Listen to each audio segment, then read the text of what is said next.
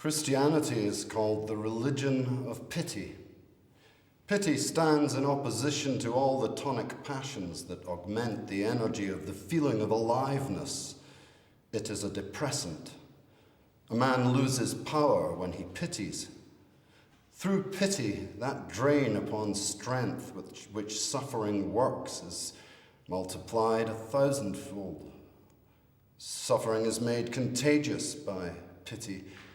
Under certain circumstances, it may lead to a total sacrifice of life and living energy, a loss out of all proportion to the magnitude of the cause. The case of the death of the Nazarene. This is the first view of it. There is, however, a still more important one. If one measures the effects of pity by the gravity of the reactions it sets up, its character as a menace to life appears in a much clearer light. Pity thwarts the whole law of evolution, which is the law of natural selection. It preserves whatever is ripe for destruction. It fights on the side of those disinherited and condemned by life, by maintaining life in so many of the botched of all kinds. It gives life itself a gloomy and dubious aspect. Mankind has ventured to call pity a virtue. In every superior moral system, it appears as a weakness. Going still further, it has been called the virtue, the source and foundation of all other virtues. But let us always bear in mind that this was from the standpoint of a philosophy that was nihilistic, and upon whose shield the denial of life was inscribed. Schopenhauer was right in this, that by means of pity life is denied and made worthy of denial. Pity is the technique of nihilism. Let me repeat, this depressing and contagious instinct stands against all those instincts which work for the preservation and enhancement of life. In the role of protector of the miserable, it is a prime agent in the promotion of decadence. Pity persuades to extinction. Of course, one doesn't say extinction. One says the other world, or God, or the true life, or nirvana, salvation, blessedness. This innocent rhetoric from the realm of religious ethical balderdash appears a good deal less innocent when one reflects upon the tendency that it conceals beneath sublime words, the tendency to destroy life. Schopenhauer was hostile to life. That is why pity appeared to him as a virtue. Aristotle, as everyone knows, saw in pity a sickly and dangerous state of mind, the remedy for which was an occasional purgative. He regarded tragedy as that purgative. The instinct of life should prompt us to seek some means of puncturing any such pathological and dangerous accumulation of pity as that appearing in Schopenhauer's case, and also, alack, in that of our whole literary decadence, from St. Petersburg to Paris, from Tolstoy to Wagner, that it may burst and be discharged. Nothing is more unhealthy amid all our unhealthy modernism than Christian pity. To be the doctors here, to be unmerciful here, to wield the knife here, all this is our business. All this is our sort of humanity. By this sign we are philosophers, we Hyperboreans.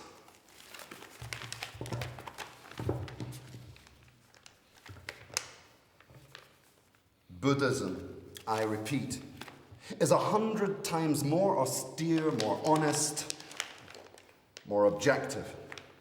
It no longer has to justify its pains, its susceptibility to suffering by interpreting these things in terms of sin.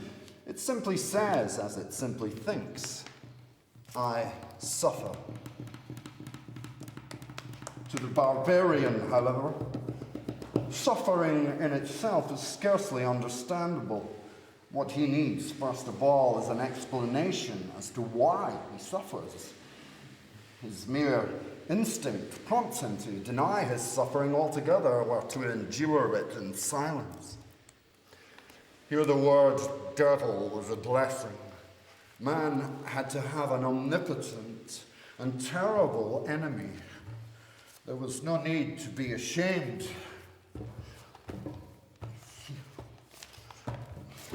There was no need to be ashamed of suffering at the hands of such an enemy. At the bottom of Christianity, there are several subtleties that belong to the Orient. In the first place, it knows that it is of very little consequence whether a thing be true or not, so long as it is believed to be true. Truth and faith. Here we have two wholly distinct worlds of ideas, almost two diametrically opposite worlds. The road to the one and the road to the other lies miles apart. To understand that fact thoroughly, this is almost enough in the Orient to make one a sage. The Brahmins knew it, Plato knew it, every student of the esoteric knows it.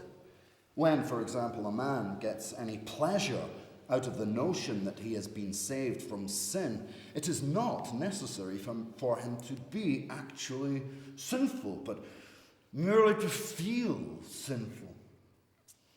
But when faith is thus exalted above everything else, it necessarily follows that reason, knowledge, and patient inquiry have to be discredited. The road to the truth becomes a forbidden road. Hope in its stronger forms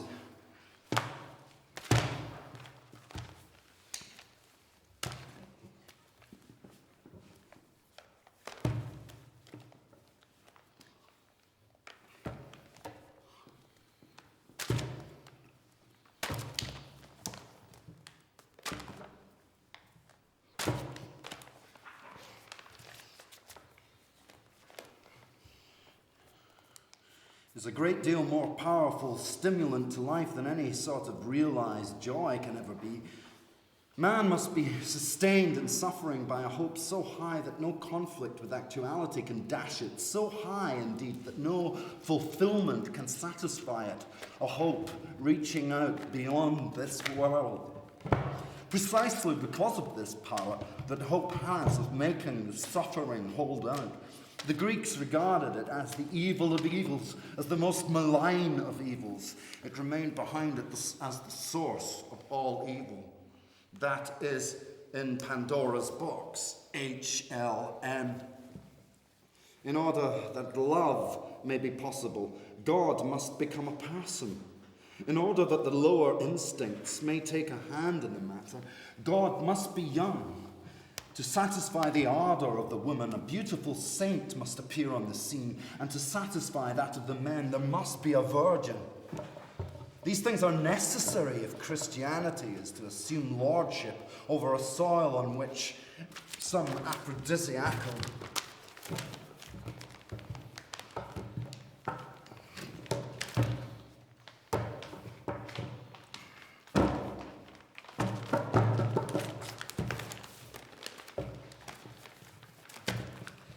or Adonis cult has already established a notion as to what a cult ought to be. To insist upon chastity greatly strengthens the vehemence and subjectivity of the religious instinct. It makes the cult warmer, more enthusiastic, more soulful. Love is the state in which man sees things most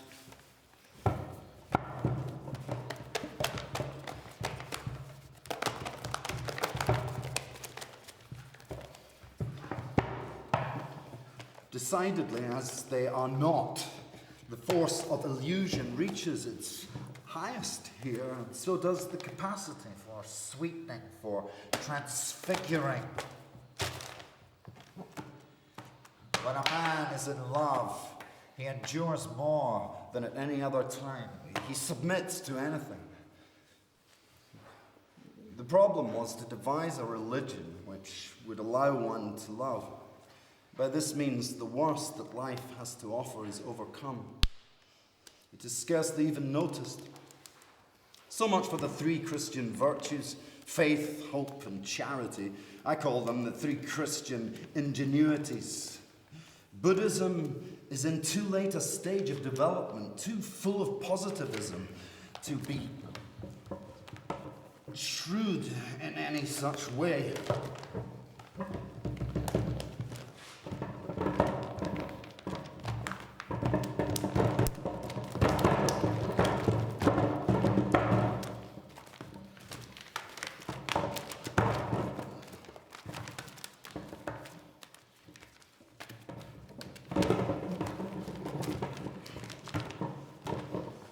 The concept of God falsified, the concept of morality falsified. But even here, Jewish priestcraft did not stop. The whole history of Israel seems to be of any value. Out with it. These priests accomplished the miracle of falsification, of which a great part of the Bible is the documentary evidence, with a degree of contempt unparalleled. And in the face of all tradition and all historical reality, they translated the past of all of their people into religious terms, which is to say they converted it into an idiotic mechanism of salvation, whereby all offenses against Yahweh were punished and all devotion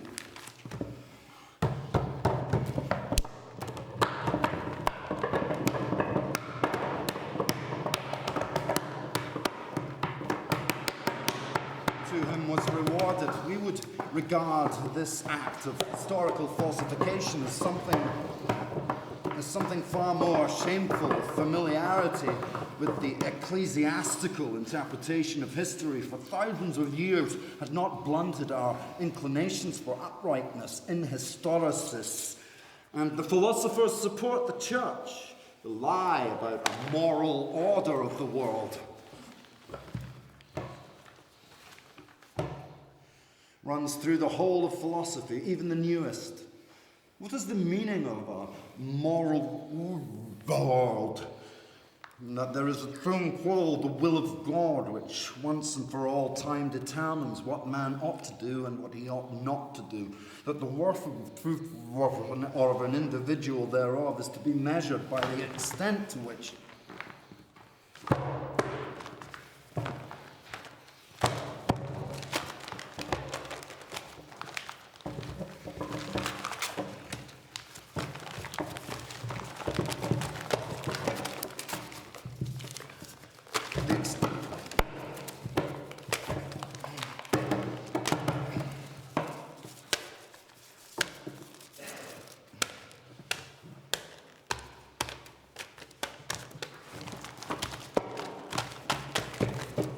extent to which they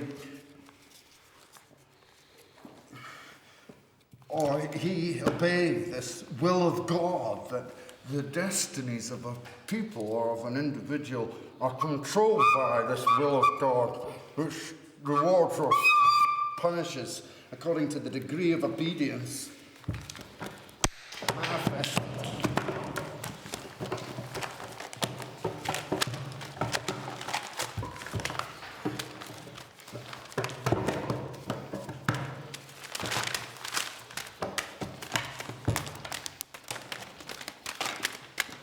The things necessary to Buddhism are a very mild climate, customs of great gentleness and liberality, and no militarism. Moreover, it must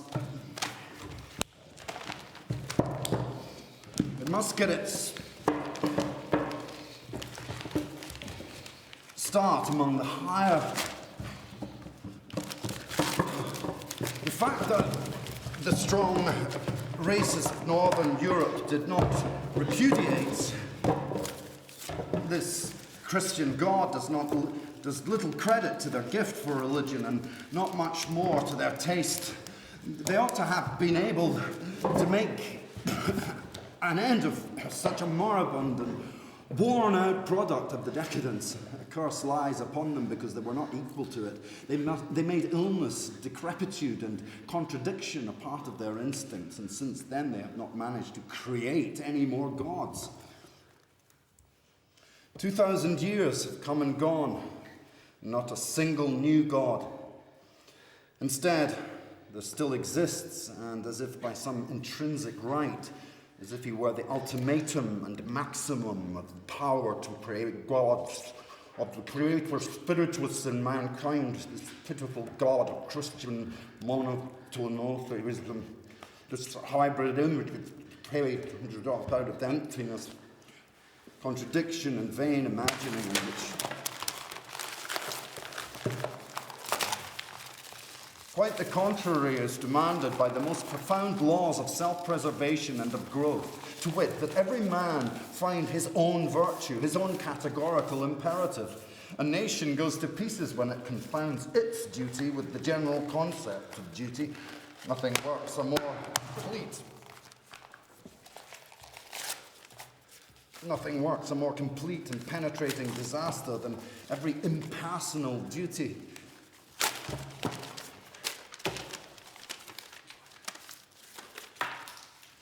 Upon this theological instinct, I make war. I find the tracks of it everywhere. Whoever has theological blood in his veins is shifty and dishonorable in all things.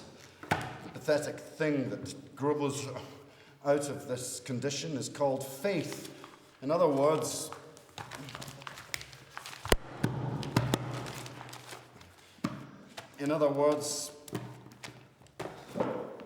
closing one's eyes upon oneself once for all to avoid suffering, the sight of incurable falsehood. People erect a concept of morality, of virtue, of holiness upon this false view of all things. They ground good conscience upon faulty vision.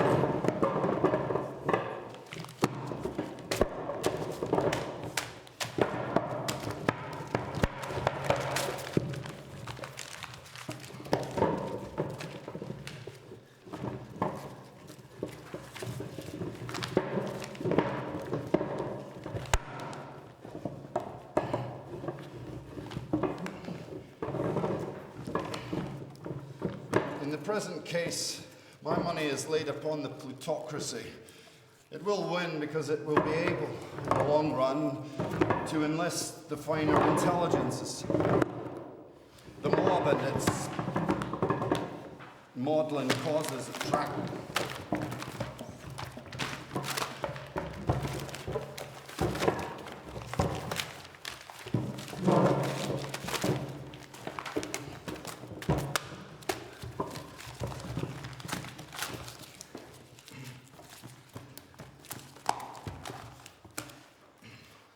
One hears without surprise of a Bismarck philosophizing placidly.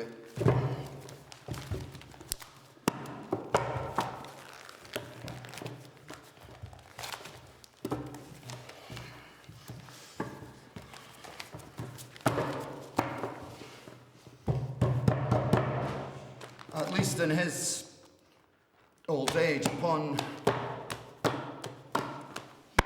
of socialism and of a Frederick the Great playing the hose of his cynicism upon the absolutism that was almost identical with his own person. But men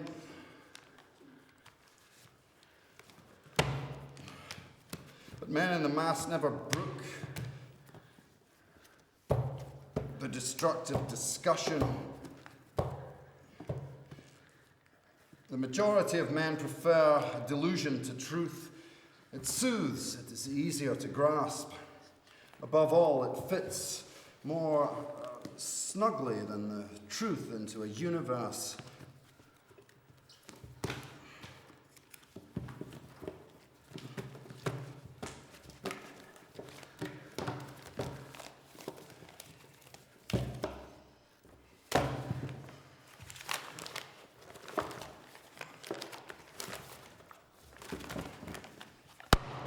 revival of the healthy, lordly innocence that was Greek, if he was anything in a word. Nietzsche was a Greek born 2,000 years too late. His dreams were thoroughly Hellenic. His whole manner of thinking was Hellenic. His peculiar errors were Hellenic, no less, but his Hellenism, I need not add, was anything but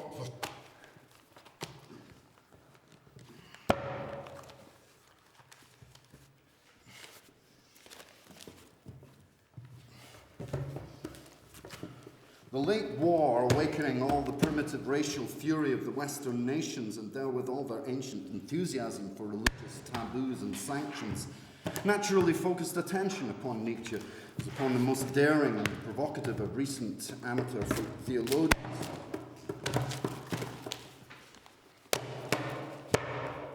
The Germans, with their characteristic tendency to explain their every act in terms as realistic and unpleasant as possible, appear to have mauled him in a belated and unexpected embrace, to the horror, I dare say, of the Kaiser, and perhaps of the even greater horror of Nietzsche's own ghost, folks of Anglo-Saxondom.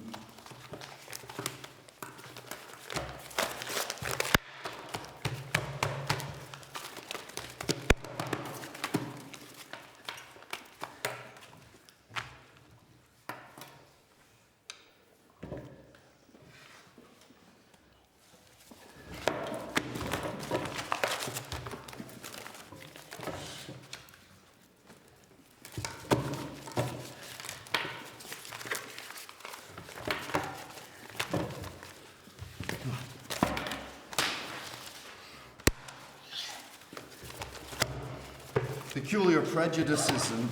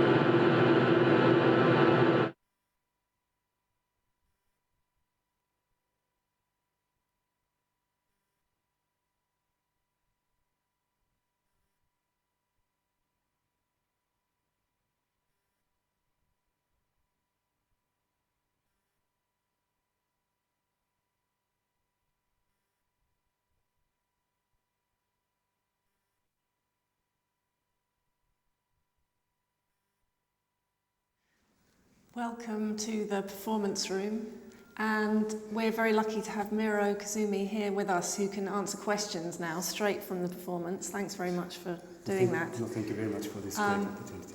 Thank you. It's your chance to put questions live to Meiro. You can use Facebook, Google+, Twitter, all through the YouTube format. But Meiro, I kind of wanted to ask you a bit about the piece first. Sure.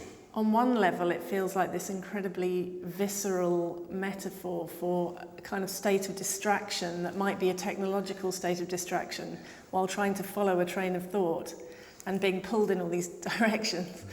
And you've used quite, lo-fi means of bodies in a simple theatrical trick.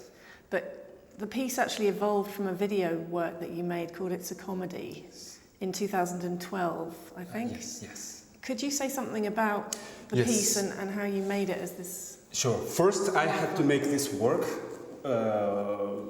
Was like a commission about. I have to make a work about Japan. I had to make something about the relationship between Japan and India, and they sent me to India for a week, and I spent a week there. And then that's this was where a commission. It's commissioned by Japan Foundation, and that's where I conceived. It was just like here. I got some drawings, but it was like this. When I was in India, I saw all this chaotic world, and then this image comes.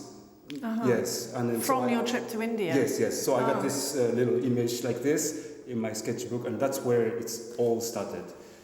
And you know, with the Indian gods, they have like lots of hands and lots of head, and that's supposed to mean like they're like more like omnipotent, like they can help many people with many hands. But at the same time, if you really apply that to real body, it must be like so hard to do one thing.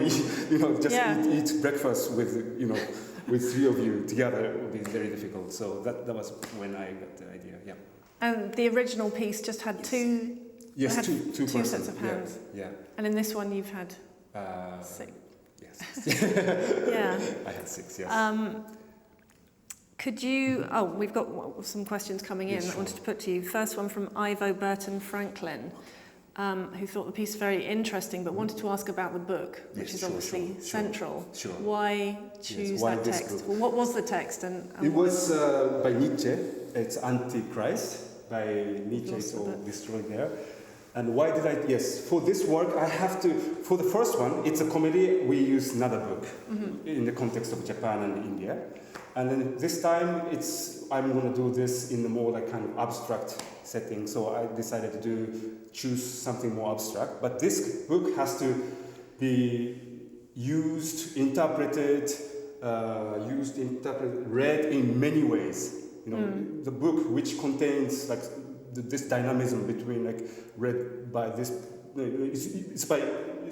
The text has to be used and read from many different perspectives in history, and that's why I chose Nietzsche. And also, Nietzsche, of course, it's like everybody loves Nietzsche, and whether you're right wing or left wing, or you're maybe not Christian people, but a lot of people love Nietzsche, so I like that. And also now this is a book just published last year, and it's a big sellout, like 1 million copies already sold. It's called Words of Nietzsche, it's in Japanese, and somebody took like very positive words from Nietzsche's book, and then they put it in this book, and now Japanese business people love to read this. Oh my God, it's a self-help book for business people. Yes. Wow. How do you call it? Self-esteem? How do you like call it? Self-improvement. Yes. Oh my goodness. And people love this book. So Nietzsche is a big thing now in Japan. So you're actually, I know in Nietzsche scholarship that opinions on the morality of it are obviously divided. Yes. So I think the piece did, as you went through, evoke both sides. I mean, it brought up lots of different associations. I think so. As you were going along. Yeah. Okay, there's a question from Eliza Tan. Your work touches on issues which I believe are to an extent still regarded as taboo within Japanese society. Many of your previous works. Sure. Stories of kamikaze, for example. Sure. How have your works been received by audiences in Japan? Especially those that engage with difficult historical memories of war and imperialism. Sure. In Japan, we're not like in Germany. In Germany, I think they've been teaching a lot about history. But in Japan, after the war till like recently, we didn't teach much the history. So we don't know what our history is. So let's say my parents' generation and our generation has different view and different perspective, I think. Our parents' generation, they were born during the war or right after the war, so that people in Japan couldn't teach them because it was too traumatic. The history was too traumatic, and they lost the war, and they couldn't teach them. Right. So these are our parents' generation, who's been building Japan for the last, let's say 30 years. So these people don't know much about history. And I asked them, like, okay, so what happened during the World War II? And they cannot answer. They just say, oh, I don't know. And then, so we are brought up by them, so we don't know much about the history. So now I got the chance to go to different places, and now I'm beginning to learn what's really happened. And it was all tabooed, as this person said. It wasn't dealt properly. And so, but our generation, we have some distance towards the history. So that's why I think our parents' generation, they cannot deal with the kamikaze because it was taboo. But for us, we have a distance. So we are the new generation who can really deal with this, I believe. It feels like you've staged it as this repressed memory coming back, actually, as dramatic episodes within social life. Yes. These kind of staged interventions you've made in public. Yes. There's one from Angeli Bose. What do you think about comedy in contemporary art? Because your work's often on the borderline. Yeah, for me it's very difficult to be comical. I think. Really? I think so. Yeah, it's difficult. Well, it was. Yes, This line between comedy and cruelty is something. Yes, occurs. Yes, but I'm not trying to be funny. If I try to be funny, then I don't think it will be funny. So I try to be something. It's more like absurd comedy, maybe. So, but I try to make it. How do I say? I don't know. For me, to make people laugh is very difficult. Yeah. With my art, yes. But if I try to make it look absurd, then sometimes people laugh. So, absurdity and comedy are two different things, I guess. Comedy. Yeah, I mean, this was bordering on the grotesque and the cruel. Sort of mannerist, more than funny. Funny, yes, I think so. Yeah. Uncomfortably. So. And when people are confronted by something that they don't understand, yes, that's true. Laugh, I think. So there's a slight sense of mistranslation. Yes. Actually, Amin Rahman Esne has also said cruelty can be funny, as many an author knows. Dylan Yamada Rice from Sheffield has asked what are the sketches behind us, which you mentioned at the beginning. These are the sketches that I make during, I've been planning this performance for, let's say, 3 months, and I've been collecting the images in my head and how it's gonna be possible with 6 people this time. So I was planning like how the kind of image that I want. So these are the images that I want, and I come here and I stuck them on the wall so that I know that what I want with them. And then we start rehearsing it, and then every night maybe I come back here and watch and see if it is really happening or not. Yeah. And that's actually typical for you, isn't it? That drawing is generative in terms of making the life work. Andrew in London has asked, you studied in London. Yes. How does the contemporary art scene compare with what's happening in Japan? What's it like to be an artist in Yokohama, a contemporary artist? Actually, I didn't have much time this time to see art in London, so I cannot compare it. But in Japan, I think good things happening in Japan now. I don't know. For me, of course, to be a young artist is always difficult, always hard, wherever you are. So, but for me, for now, Japan is a good place because I can make all these works, and there's a community of artists, is there, that you're showing? And yes, I have really good friends who makes really good video works. So yes, they help me a lot to cope with art, I think. Cope with being an artist. Yeah. A question from Michael in Rome. You've presented, he's saying you presented this piece as a video before. Does it feel very different doing it live? Yes. I mean, it's actually a slightly different piece, but yes. What were the differences? I think with the video, now it's digital. Everything is digital. So last time we did 8 hours of performance. Of course, not one straight, but 8 hours. And then, so I took as much as possible. And then in the editing, I took all the good bits from 8 hours. But this is more like, I think, filmmaking. You can just do it once.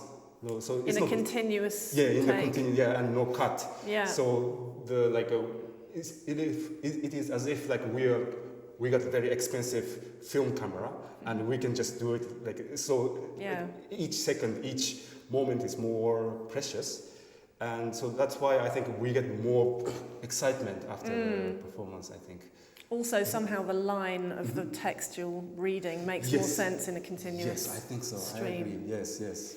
Then yes, the reading bit becomes more will come in the foreground. Yes. For sure. Yeah. There's one from Ernie Novo in Miami, which is interesting. Could you elaborate on the use of props during the performance, the clay and the paper and stuff? We prepared a lot of props, but in the end we just used flute and clay and music, and I think that all to do with this expression. I think people like music and the sculpture. I clay see. is a sculpture, so it's to do with interesting. expression. I think, yeah. So they're kind of They're like latent forms of artistic expression that are being improvised with. Yeah, yeah. And this The clay in the hands was really tactile to watch. Just a couple of comments people saying it's incredible. Hannah Battershall, who thought it was great. Jane Burton in London, do you set any boundaries in terms of what can happen and what are the rules of the game? You've kind of answered that a little bit in terms of the choreography. Yes. But it's not spontaneously improvised.